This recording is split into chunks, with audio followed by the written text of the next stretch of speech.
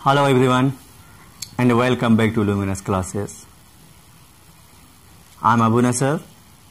Today I am going to teach you transitive and intransitive verb. Okay? And I will teach you the difference between transitive and intransitive verb. Clear? आइए friends, सबसे पहले हम देखते हैं कि transitive verb या intransitive verb होता क्या है. क्लियर? तो ट्रांजिटिव और इंट्रांजिटिव दो नाम मैं यहां ले रहा हूं.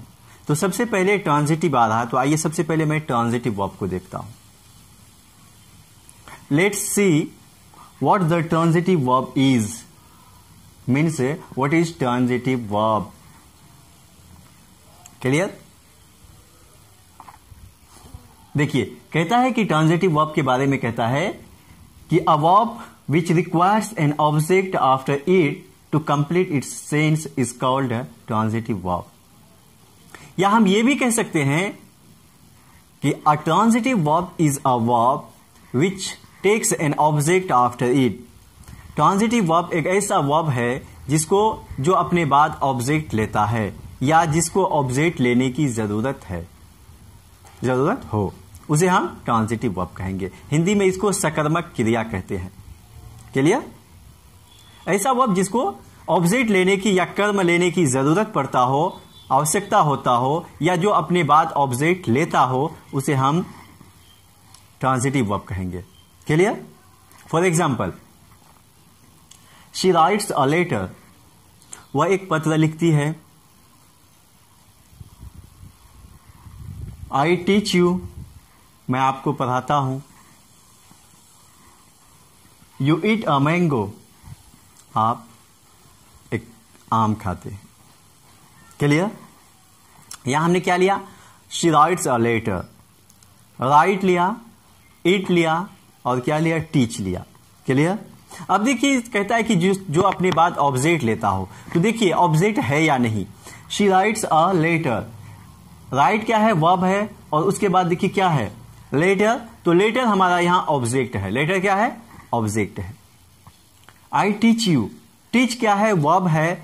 और टीच के बाद क्या आया है? यू आया है. इसका मतलब यू क्या है? यहां ऑब्जेक्ट है. यू क्या है? ऑब्जेक्ट है. क्लियर? जब यू ऑब्जेक्ट है तो इसलिए वर्ब भी क्या होगा? ट्रांजिटिव होगा. क्लियर? नेक्स्ट है, यहां क्या है? नेक्स्ट वर्ब देखिए. नेक्स्ट वर्ब के बाद भी क्या है? ऑब्जेक्ट आया है. इसका मतलब ये भी ट्रांजिटिव.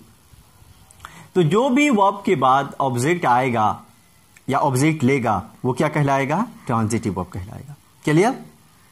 तो राइट क्या हो गया? टीच क्या हो गया? ये सब. इट क्या हो गया? ये सब ट्रांजिटिव हो गया. क्लियर ना? आप बोलते हैं कि क्या बोलते हैं? I read a story. I read news paper daily. News paper क्या है? ऑब्जेक्ट है. तो इसका मतलब रीड क्या है? Transitive verb. क्लियर? आइए अब हम इंट्रांजिटिव वर्ब को देखते हैं. What is an intransitive verb, यानी इंट्रांजिटिव वर्ब क्या है, देखते हैं उसको. इंट्रांजिटिव वर्ब के बारे में कहता है कि a verb which doesn't require an object after it. ऐसा वर्ब जिसको ऑब्जेक्ट के बाद, अपने बाद ऑब्जेक्ट की जरूरत नहीं पड़ता हो. या ये भी कह सकते हैं हम कि an intransitive verb is a verb which doesn't take an object after it. Intransitive verb ऐसा वर्ब है जो अपने बाद ऑब्जेक्ट नहीं लेता है या जिसको ऑब्जेक्ट लेने की आवश्यकता नहीं हो पड़ता हो, उसे हम इंट्रांजिटिव वर्ब कहेंगे. हिंदी में इसको अकर्मक क्रिया कहते हैं. क्लियर? ऐसा वर्ब जिसको ऑब्जेक्ट लेने की जरूरत या आवश्यकता नहीं पड़ता हो, उसे क्या कहेंगे? इंट्रांजिटिव वर्ब कहेंगे, अकर्मक क्रिया कहेंगे. Clear? For example, she laughs. वह हंसती है. You weep. आप रोते हैं. The baby cries. बच्चा चिल्लाता है. तो देखिए, यहां लाफ के बाद ऑब्जेक्ट आया है? नहीं आया है. क्राई के बाद ऑब्जेक्ट आया है? नहीं आया है. वीप के बाद ऑब्जेक्ट आया है? नहीं आया है. और ना ही इसको ऑब्जेक्ट की जरूरत पड़ रहा है. क्यों? क्योंकि इसमें पता ही चल रहा है, वह हंसती है, आप रोते हैं और बच्चा चिल्लाता है। इसको, इन सबको ऑब्जेक्ट की कोई जरूरत भी नहीं है, आवश्यकता भी नहीं है, इसलिए ये क्या कहलाएगा, ना तो लिया है ना इन्हें जरूरत है, इसलिए ये इंट्रांजिटिव वर्ब कहलाया, जिसको हिंदी में अकर्मक क्रिया कहते हैं। आई बात समझ में? तो ऐसा वर्ब जिनको ऑब्जेक्ट की जरूरत ना पड़ता हो या फिर लेता ना हो, उसे क्या कहेंगे हम, इंट्रांजिटिव वर्ब कहेंगे। क्लियर? यहां तक समझ गए? अब आइए कुछ आपको फैक्ट बताता हूं मैं। फैक्ट क्या है कि कुछ वर्ब ऐसे हैं जो कि ट्रांजिटिव में भी यूज हो जाता है और इंट्रांजिटिव में भी यूज हो जाता है। क्लियर? वो देखते हैं कौन सब है। आइए, पहला है वॉक। अगर हम कहते हैं कि the old man walks the horse daily, कि बूढ़ा आदमी रोजाना जो है घोड़े को टहलाता है, कोई घोड़ा है उसके पास, वो अपने घोड़े को रोजाना घुमाता है, टहलाता है। क्लियर? तो यहां वॉक क्या हो गया, ट्रांजिटिव या इंट्रांजिटिव? क्यों? क्योंकि वॉक के बाद हॉर्स आया है, तो हॉर्स हमारा ऑब्जेक्ट है। जब ऑब्जेक्ट आएगा तो क्या होगा, वर्ब क्या कहलाएगा, ट्रांजिटिव कहलाएगा ना। इसका मतलब वॉक यहां कैसा वर्ब हो गया, टहलना, ट्रांजिटिव हो गया। क्लियर? वही देखिए इंट्रांजिटिव में यही वॉक कैसे, इंट्रांजिटिव कैसे बन जाता है, यही वॉक कहता है कि द हॉर्स वॉक्स, घोड़ा टहलता है, वही वॉक यहां पर ट्रांजिटिव था। अब वहां देखिए वॉक के बाद कोई ऑब्जेक्ट आया है, नहीं आया ना, इसका मतलब अब वो क्या बन गया, इंट्रांजिटिव बन गया। क्लियर? एक और एग्जांपल दिखाते हैं। The peon rang the bell, चपरासी घंटी बजाई, क्या बजाई, घंटी। तो रैंग के बाद क्या आया, बेल आया ना, तो बेल ऑब्जेक्ट है, इसका मतलब वर्ब कैसा हो गया, ट्रांजिटिव हुआ ना, हो ना। अब नेक्स्ट देखिए, इंट्रांजिटिव यही रिंग जो है, रिंग का रैंग होता है V2, तो यही रिंग यानी रैंग जो है वहां इंट्रांजिटिव कैसे बन जाता है। जैसे द बेल रैंग, घंटी बजी, घंटी बजी, तो यहां क्या हो गया, रैंग जो है इंट्रांजिटिव बन गया। क्लियर? एक और एग्जांपल देखिए, ही मूव्ड द टेबल, वो टेबल को हटाया, खिसकाया, क्या हटाया, टेबल। तो टेबल क्या है, मूव्ड के बाद ऑब्जेक्ट है। लेकिन यहीं पे अगर हम कहें कि द अर्थ मूव्स, जमीन घूमती है, द मून मूव्स, चंद्रमा घूमता है, तो ये क्या है, मूव के बाद कोई ऑब्जेक्ट आया, नहीं आया ना, इसका मतलब ये मूव इंट्रांजिटिव वर्ब हो गया। क्लियर? ये एक फैक्ट मिला आपको। आइए दूसरा फैक्ट बताता हूं। दूसरा क्या है, कहा जाता है कि जब इंट्रांजिटिव वर्ब के बाद प्रीपोजिशन यूज हो जाता है तो फिर वो ट्रांजिटिव बन जाता है। क्या बन जाता है, इंट्रांजिटिव वर्ब के बाद अगर प्रीपोजिशन यूज हो गया तो वो ट्रांजिटिव बन जाएगा, सब नहीं। जैसे आप बोलते हैं शी लाफ्स, वह हंसती है, ये इंट्रांजिटिव वर्ब है। लाफ क्या है, इंट्रांजिटिव वर्ब।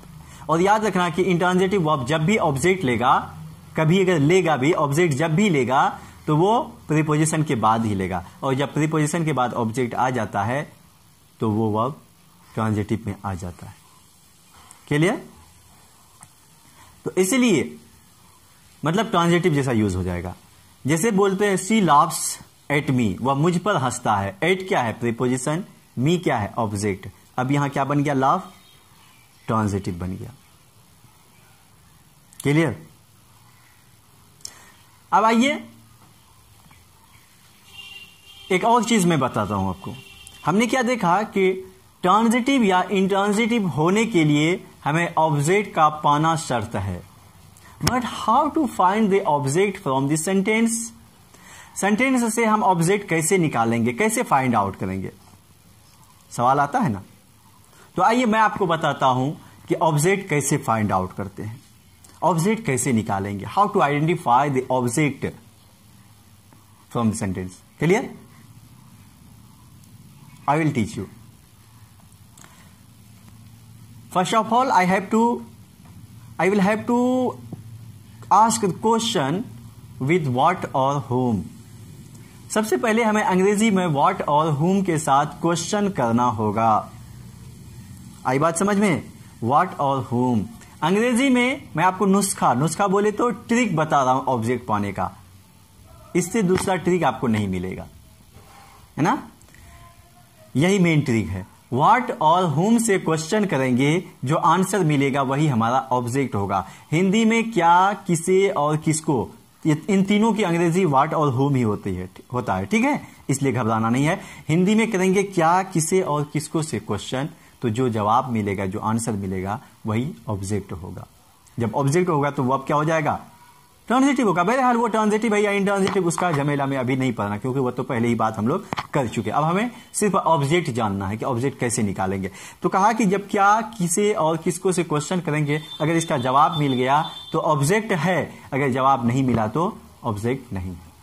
जैसे मैं आपको बताता हूं, वह पत्र लिख रही है। क्या कर रही है? पत्र लिख रही है। क्या लिख रही है? वर्ब से ही क्वेश्चन करना है। क्या लिख रही है? पत्र। तो पत्र क्या हो गया? लेटर क्या हो गया? ऑब्जेक्ट हुआ ना। मैं उसे जानता हूं। किसे जानता हूं? उसे। जवाब में क्या बोलेंगे आप? उसे। तो उसे क्या हो गया? ऑब्जेक्ट हो गया। आप मुझे जानते हैं। आप किसे जानते हैं? मुझे। तो मुझे क्या हो गया? ऑब्जेक्ट हो गया। मैं आपको जानता हूं। मैं क्या जानता हूं? नहीं मालूम। किसे जानता हूं? नहीं मालूम। मैं किसको जानता हूं? आपको। सोनी सोना को चाहती है। किसको चाहती है? सोना को। तो सोना क्या हो गया? ऑब्जेक्ट हो गया ना। आप अपने मां बाप को चाहते हैं। किसको? अपने मां बाप को। तो अपने मां बाप यानी क्या हो गया? ऑब्जेक्ट हो गया। आई बात समझ में? क्या, किसे और किसको से क्या है? जैसे कि हम कह सकते हैं, उसने मुझे एक फूल दिया। उसने मुझे एक फूल दिया। क्लियर? क्या दिया? फूल दिया। इसका मतलब ऑब्जेक्ट मिल गया ना। किसे दिया? मुझे दिया। इसका मतलब मुझे भी ऑब्जेक्ट और फूल भी ऑब्जेक्ट। तो इस सेंटेंस में दो ऑब्जेक्ट हुआ। तो हमें क्या, किसे और किसको से क्वेश्चन करना है। दो ऑब्जेक्ट भी हो सकता है, एक ऑब्जेक्ट भी हो सकता है। एक सेंटेंस में दो ऑब्जेक्ट हो या एक ऑब्जेक्ट हो, ऐसा नहीं कि दो होना जरूरी है। एक भी ऑब्जेक्ट हो गया, वो अब हमारा ट्रांजिटिव हो गया। क्लियर? आई होप कि आपको ये लेसन अच्छा लगा होगा, और आपको कितना समझ में आया या कहां समझ में नहीं आया वो मुझे आप कमेंट करके जरूर बताएंगे। और हाँ, एक बात और, कि आपको किस टाइप का टॉपिक चाहिए या कौन सी टॉपिक चाहिए, किस टॉपिक पे आप चर्चा करना चाहते हैं, वो मुझे कमेंट करके जरूर बताएं। मैं आपके लिए वही टॉपिक लेकर के आऊंगा। Thank you very much.